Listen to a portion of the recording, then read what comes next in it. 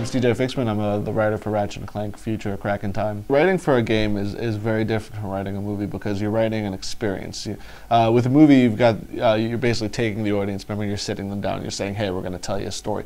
But when you're writing a game, you're actually letting the player experience it. So everything that you have to write is basically based on whatever the player can do. So we have to think about whatever the player can do in that world and make sure that we've got an answer for that. So if Ratchet's running around and he's talking to different creatures, we have to make sure that he can actually interact with them, that they'll say something to him.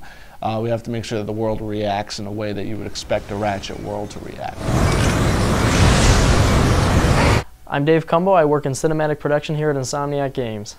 I got started here doing animation and some rough storyboarding, and now I kind of work in a bunch of different aspects of production, from storyboarding to completion of cinematics. At the start of the cinematic production, I'll work with TJ, and he and I will kind of go through the important story points of each cinematic, figure out how it relates to gameplay, and figure out the things that we want to communicate in terms of a movie.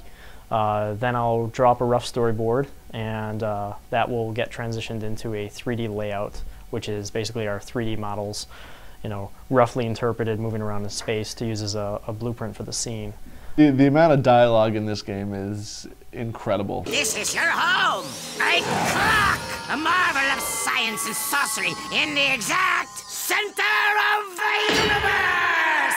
Give or take 50 feet. I think not counting space radio or any of the cinematics or some of the small little bits, we have, I believe it's like 4,500 lines of dialogue. That's not also counting the dialogue that we cut after it was recorded for various reasons, like the level design changed or whatever. So I think all in all, if you were to put everything together, it would probably amount to about 10,000 plus lines of dialogue. That boy looked just like your father. Basically took my inspiration from everything around me. I watched a lot of Looney Tunes when I was a kid, so there's going to be a lot of that type of humor. And I take inspiration from movies, and I also take inspiration from the artists and designers at Insomniac. A lot of times they'll do something or draw something that really seems to speak to me and say, okay, that's a great funny idea for the Ratchet universe, and we're gonna go with this. There's also just characters that I've watched throughout my life that I've always really been a fan of. When people ask me how I come up with the voice for Captain Quark, it's very simple. I think about all the old Captain Kirk episodes from Star Trek, and I think about Homer Simpson from The Simpsons. So I think if you put those two in a Hadron Collider and spun them around for a while, you'd get Captain Quark. Yep, without Clank, Ratchet was alone in the universe. Alone. Alone. Alone. You realize this ship has an ejector seat, right? This story is definitely different from anything that we've ever done before in a Ratchet game, because in the past everything's been pretty episodic. It's been loose, it's been funny, but it hasn't really covered anything too deep. And we wanted to grow up a little bit in our storytelling, but we didn't want to lose sort of the DNA of the franchise, which is fun characters and quirky humor.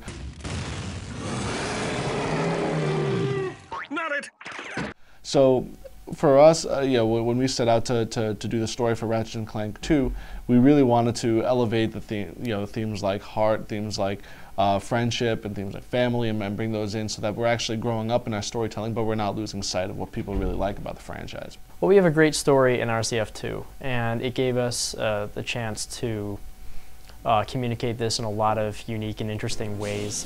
The introduction of a new character, a new Lombax, was a lot of fun, and seeing the interaction between Ratchet and Azimuth was a new challenge for us. So what now? Storm Nefarious' stronghold? Force him to tell us where the clock is, huh?